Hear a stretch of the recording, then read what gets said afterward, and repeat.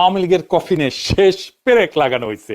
এইটা সাহেব একটা পেরেক লেগে দেন কফিনে, একই সাথে মোদিরে পাইরে ফেলার ব্যবস্থা করা হয়েছে। 2024-এর 5ই আগস্ট থেকে আজ পর্যন্ত আমরা গুমের পেছনে জড়িতদের বিচারের দাবিতে এক ভয়ঙ্কর শক্তির বিরুদ্ধে লড়াই করছি।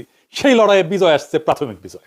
প্রথম ধাপে আমরা ওয়াকারকে পরাজিত করতে পারছি। আন্তর্জাতিক অপরাধ ট্রাইব্যুনাল এক ঐতিহাসিক পাহাড় সম কঠিন কাজ করছে। জয়েন্ট ইন্টারোগেশন সেল এবং TFI task force for interrogation, এই সেলে গুম এবং নির্যাতনের 2 মামলায় মোট 30 জনকে আসামি করা হয়েছে এবং এর মধ্যে আছে ডিজিএফআই এর সাবেক অনেকগুলা পরিচালক এবং আর্মির, সেনাবাহিনীর উর্দি পড়া দুর্বৃত্তরা। তবে এই ঘটনা থেকে বাংলাদেশের মিডিয়া কারা নিয়ন্ত্রণ করে সেটা ধারণা পাওয়া গেছে। আমার দেশ এবং কয়েকটা সামান্য গণমাধ্যম ছাড়া কেউই সাবেক ডিজিএফআই এর কর্মকর্তাদের বিরুদ্ধে গ্রেপ্তারি পরোয়ানার খবরটাতে ডিজিএফআই শব্দটা পর্যন্ত ব্যবহার করেনি। সবার শিরোনামে ছিল শুধু হাসিনা আর সাবেক সেনা কর্মকর্তাদের নাম। দেখেছেন, ডিজিএফআই এর নাম শুনলে কাপড় নষ্ট করে ফেলে। এই জেনারেল ওয়াকার গুম খুনে জড়িতদের রক্ষায় আগামী নির্বাচনে সহায়তার আশ্বাস দেয়া বিভিন্ন রাজনৈতিক দল এবং ব্যক্তিদের নানা প্রস্তাব দিয়ে আসতেছিলেন। এমনকি কিছু মানুষকে সামরিক এলাকায় পিএনজি করেছে। পিএনজি মানে জানেন তো, পার্সোনা নন গ্রাটা, মানে এদের সেনানিবাসে ঢুকতে দেওয়া হবে না। ওয়াকার তো পারলে তার বোন কাটাল রানীর ক্ষমতায় রাখতো। এখন ও যাই করুক, ব্যর্থ হবে। কারণ সে মৃত্যু হিসেবে বেছে নিচ্ছে কালপ্রিটদের, দুর্বৃত্তদের, এবং তার মিশন হইতেছে দুর্বৃত্তদের রক্ষা করার। যাই হোক, আগে জেনে নি আসলে গুম সংক্রান্ত কি বিশাল অপরাধ হাসিনা আর তার দলবল করেছিল। এটা নিয়ে একটা ডকুমেন্টারি হয়েছে 1 ঘন্টার বেশি সময়ের, আপনারা পারলে দেখে নেন। আমি ওইখান থেকেই দেখাবো কিছু বিষয় আপনাদের উপযোগী করি। ওয়াকার কি কি ঝামেলা করেছে, কেন করেছে, আর ওয়াকারের জন্য কি অপেক্ষা করতেছে। আপনারা আয়না ঘরের কথা শুনেছেন না? মানে দেশে তো জেলখানা আছে, তাহলে আয়না ঘর কেন লাগে? আর আয়না ঘরে কারা ছিল? আয়না ঘরে ছিল গুমের শিকার হতভাগ্যরা। হাসিনার আমলে কয়েক হাজার গুম হয়েছে। গুম কমিশনে অভিযোগ জমা পড়েছে 1676টা। গুম কমিশনই বলে যে এটা একটা সামান্য অংশ, গুমের শিকার একটা বড় অংশই ঝামেলা এড়ানোর জন্য অভিযোগই করতে চায় না। শোনান এডিটর সাহেব কি বলে গুমের শিকার ব্যক্তিরা। ওই ওপেনলি ওইভাবে সাক্ষাৎকার দিব না, কারণ ওটা এভিডেন্স থেকে যাবে। আমার আজ হোক কাল হোক আমার তো আসলে পরেরটাও চিন্তা করা লাগবে, ফ্যামিলি আছে। এমনি তো অত্যাচারের শিকার হয়েছি, গুম ছিলাম, মিথ্যা মামলা নিয়ে জেলে ছিলাম, এখনো স্টিল নাও হাজিরা দিচ্ছি। ওই 16 সালে গুম হওয়ার কনসিকুয়েন্স এখনো বিয়ার করতেছি। আমার ফ্যামিলি স্টিল নাও সাফারার, আমার ক্যারিয়ার ধ্বংস, সবকিছু হয়ে গেছে। শুনলেন তো? তো জেলে নিতে হইলে তো একটা প্রসিডিওর লাগবে, আদালতে নিতে হবে, আপনি জামিনের আবেদন করতে পারবেন, উকিল নিয়োগ করতে পারবেন। সবার উপরে আপনার বিরুদ্ধে তো অভিযোগ লাগবে একটা, যে আপনি একটা অপরাধ করছেন, তাই না? প্রমাণ লাগবে। যার বিরুদ্ধে অভিযোগই নাই তাদের কি করবে? যেমন ধরেন ব্যারিস্টার আরমান, সে তো কোনো অপরাধ করেনি। ব্রিগেডিয়ার আজমি, সে তো কোনো অপরাধ করেনি। হুম্মাম কাদের চৌধুরী, সে তো কোনো অপরাধ করেনি। তাদের তো জেলে দেওয়া যাবে না, গ্রেপ্তার করা যাবে না। তাদের রাখতে হবে এমন একটা কয়েদখানায় যেখানে দেশের আইন আদালত কিছুই কাজ করবে না, স্রেফ গায়েব করে দিবে। যারা হাসিনার শাসনের জন্য চ্যালেঞ্জ, তাদের জন্য আয়নাঘর। এবং এই আয়নাঘর করছে বাংলাদেশ রাষ্ট্রের বাহিনীগুলা। সেখানে পশুর মতো রাখতো মানুষদেরকে। আর আয়নাঘর একটা না, সারা দেশে ছিল 800 আয়নাঘর। দেখেন, প্রত্যন্ত অঞ্চলেও এরকম অনেক আয়নাঘর ছিল। আমরা জেনেছি এটার সংখ্যা কয়েকশো, মেবি 700 থেকে 800।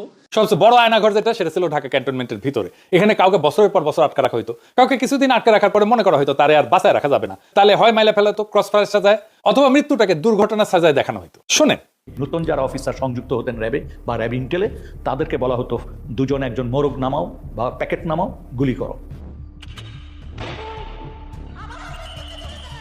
যখন ক্রসফায়ার বেশি সমস্যা হয়ে গেল আন্তর্জাতিকভাবে এবং জাতীয়ভাবে, যে এরা এটা নিতে পারতেছিল না আর এটা ক্রিটিসিজম, তখন ওরা বললো যে আরে আমরা বডি প্রডিউস করি কেন, নাই করে দিলি তো হয়, তাহলে তোকে বুঝবি না কি হয়েছে। তখন এটাই মুভ করলো ওরা, এটা একটা ডিসিশন ছিল।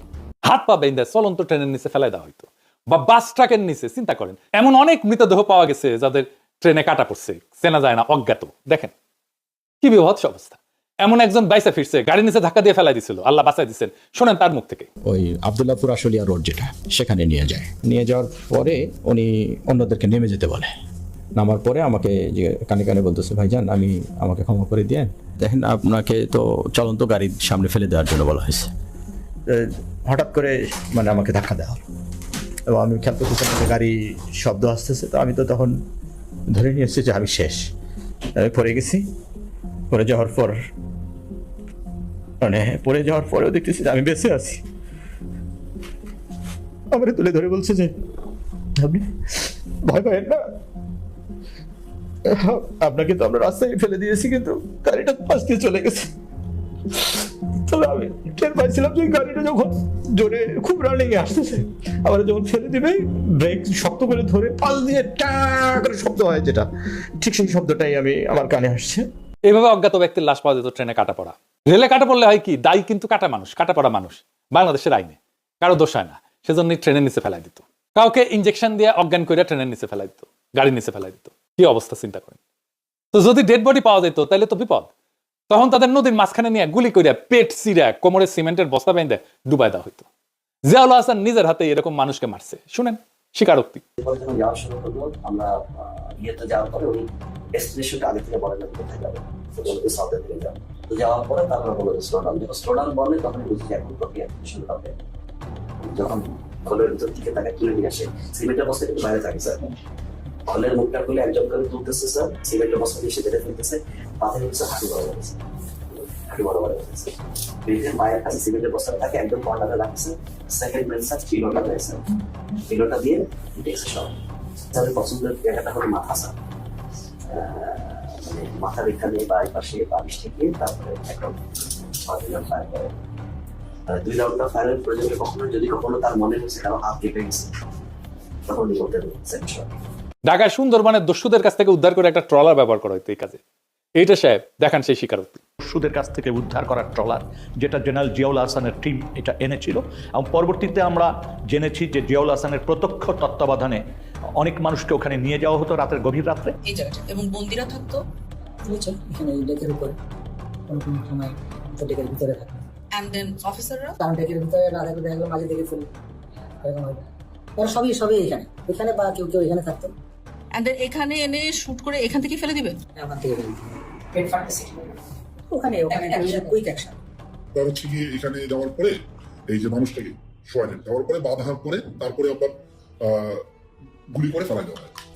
এদিকে বাঁধার রশিটা রেডি থাকে, ওইদিকে সিমেন্টের বস্তার সাথে রশি বাঁধা রেডি, যেমন রশি বাঁধার থেকে সিমেন্টের বস্তা খুলে না যায়।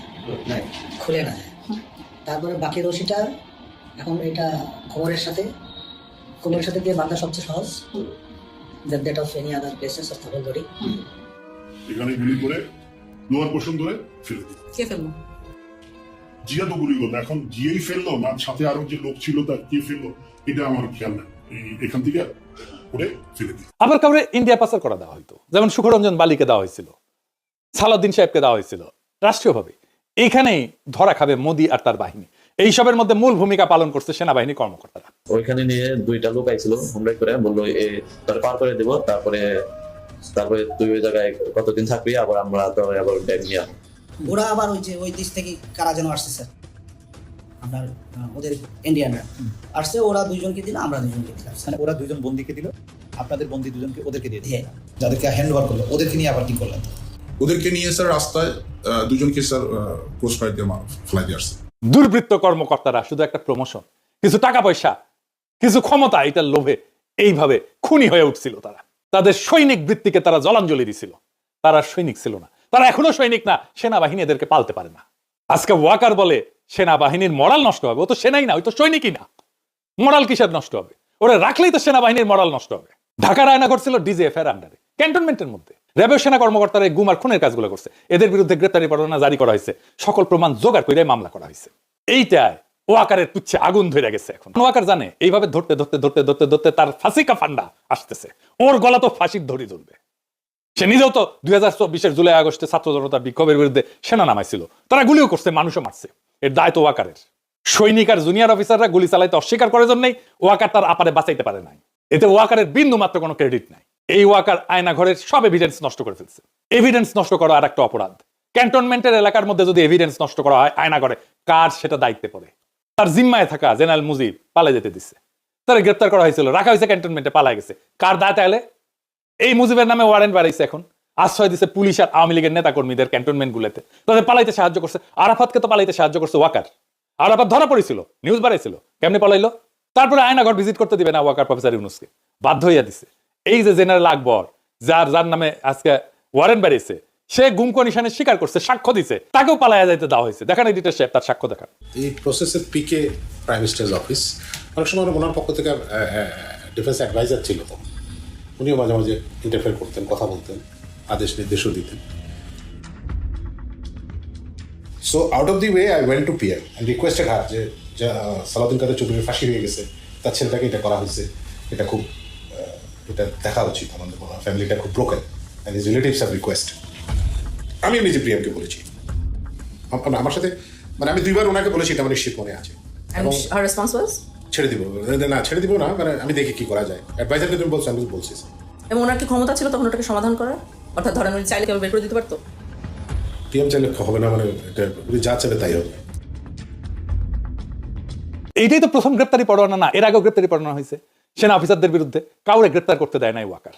সে বলে এতে সেনাবাহিনীর মরাল নষ্ট হবে। যুক্তির মায়েরে বাপ, নিজেরা নিজেদের সৈনিক বৃত্তিকে কলঙ্কিত করছে, নিজেকে নিছক একজন ঠান্ডা মাথার খুনি বানাইছে, তাতে মরাল নষ্ট হয় না। ক্যান্টনমেন্টের মধ্যে আয়না ঘর বানায় রাখলে মরাল নষ্ট হয় না। মোটা আজিজকে শেখ হাসিনার বডিগার্ডের ভাই কোটায় আর মোটা ওয়াকারকে জামাই কোটায় সেনা প্রধান বানাইলে মরাল নষ্ট হয় না। বিডিআর 57 সেনা অফিসারকে ইন্ডিয়া খুন করাইলে মরাল নষ্ট হয় না। কয়েক মাইল দূর থেকে বিডিআর হেডকোয়ার্টারে কাউকে রক্ষা করার হিম্মত দেখাতে না পারলে মরাল নষ্ট হয় না। ব্রিগেডিয়ার আজমিকে আয়না ঘরে আটকায় রাখলে মরাল নষ্ট হয় না। আর তারা যে বছরের পর বছর যেই সৈনিকেরা পাহারা দিছে, তারা দেখে নাই একজন নিরাপরাধ চৌকস উচ্চ পদস্থ সেনা অফিসারকে বিনা আইনে এইভাবে বন্দী করে রাখা হয়েছে, তাদের মরাল নষ্ট হয় নাই? তারা কথা বলে না এটা নিয়ে তার পরিবারের সাথে, তার বন্ধু বান্ধবের সাথে, তার কলিগদের সাথে? নারায়ণগঞ্জে কন্ট্রাক্ট কিলিং করে 7 জনকে মাইরা শীতলক্ষায় ভাসায় দেওয়া মরাল নষ্ট হয় নাই সেনাবাহিনীর? আবদার ধরিছে মার্শাল ল কোর্টে বিচার করতে হবে। কেন জানেন? মার্শাল ল আইনে গুম কোনো অপরাধ না, তাই মার্শাল ল কোর্টে বিচার করলে সবাই খালাস পেয়ে যাবে। চিকনা বুদ্ধি আছে ওয়াকারের, শুধু বুড়ি মোটা না, মাথার বুদ্ধিও চিকনা আছে। কর্নেল ফারুক, মেজর ডালিমকে মার্শাল ল কোর্টে বিচার করা হয়েছিল।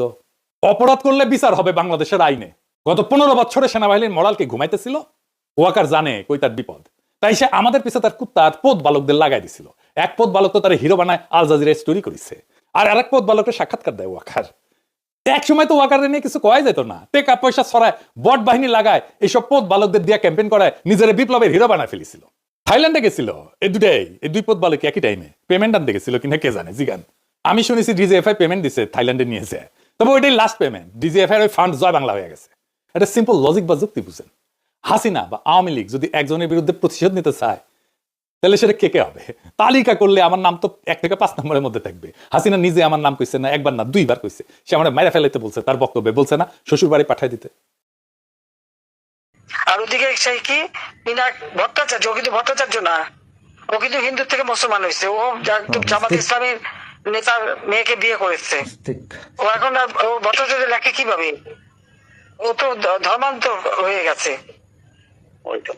এটা তো কোনো আশা নাই, কোনো মিডিয়াতে জানতে হবে তাই সোর্সটা না। কেন ওর শ্বশুর বাড়ি তো মানুষই যতদূর সম্ভব বোধহয় ত্রিশাল বা টাঙ্গাইলে না,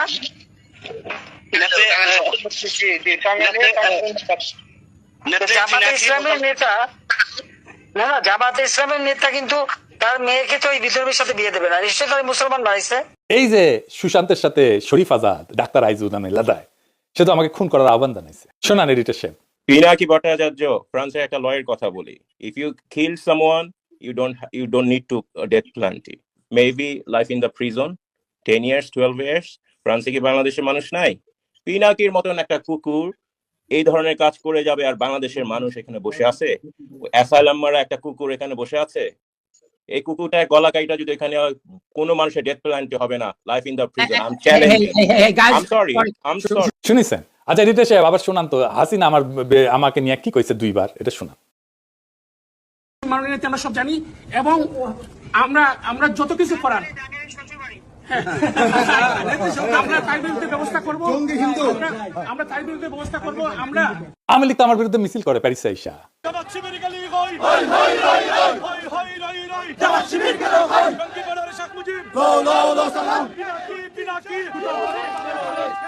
ইন্ডিয়ানরা আমার পছন্দ করে, আমার বিরুদ্ধে তো ইন্ডিয়ানরা পর্যন্ত কন্টেন্ট বানায় গালাগালি করে আমার পোস্টে আইসা।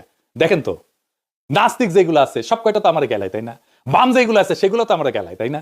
তো তাইলে বাম, ইন্ডিয়া, আওয়ামী লীগ, হাসিনা, নাস্তিক, এই যে গ্র্যান্ড একটা অ্যালায়েন্স, এইগুলো তো আমার শত্রু ঘোষণা করছে। তার মানে আমি গ্রেটার আওয়ামী ইন্ডিয়া যে শক্তি, তার বিরুদ্ধে দাঁড়ায় ফাইট করি। আমার সাথে বড় অ্যান্টি আওয়ামী আর ভারতীয় আগ্রাসন বিরোধী ভয়েস কয়টা আছে?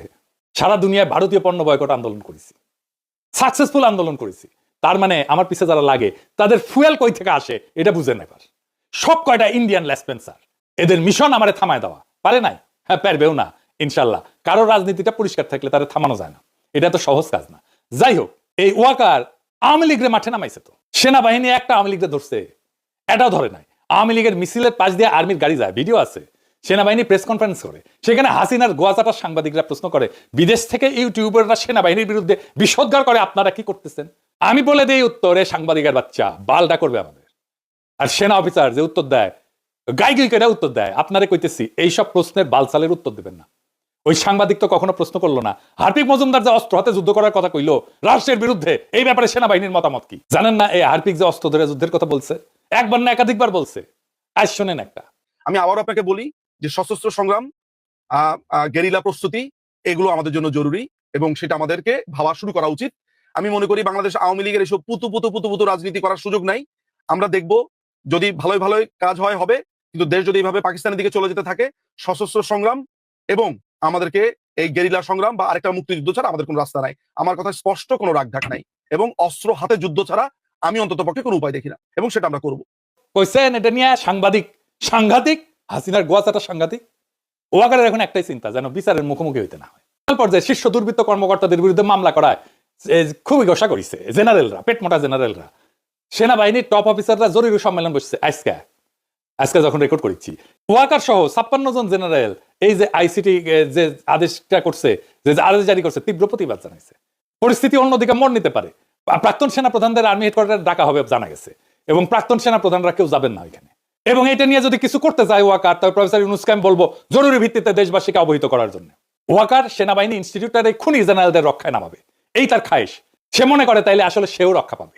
আমি আজকে কয়ে দিলাম, সেনাবাহিনী এটা করতে গেলে ধ্বংস হয়ে যাবে। এই গুম যারা করছে তাদের সন্তানদের কান্না শোনেন নাই? এডিটর সাহেব শোনান।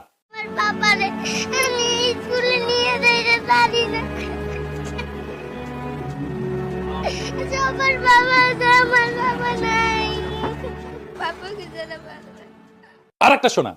আমার বাবাকে আমি একবারও দেখি নাই। আমার বাবাকে আমার খুবই দেখতে ইচ্ছে হয়, কিন্তু আমার বাবাকে আমি দেখতে পাই না। যখন আমি আমার স্কুল যাই, তখন আমার বন্ধুরা তার বাবার সাথে যায়, আমি আমার বাবার সাথে ঈদ করতে পাই না। ঈদে সবাই তার বাবার সাথে মেলাতে যায়, আমি করতে পারি না। সবাই সবার বাবার সাথে মার্কেটে যায়, জামা কিনতে, তা আমি পারি না। কেন? সরকারের কাছে আমার একটাই দাবি, আমার বাবাকে ফিরিয়ে দেন। আমি আমার বাবাকে দেখতে চাই। আমার বাবা ছাড়া আমার ভালো লাগে না, আমি আমার বাবাকে দেখতে চাই। আর একটা শোনান। এই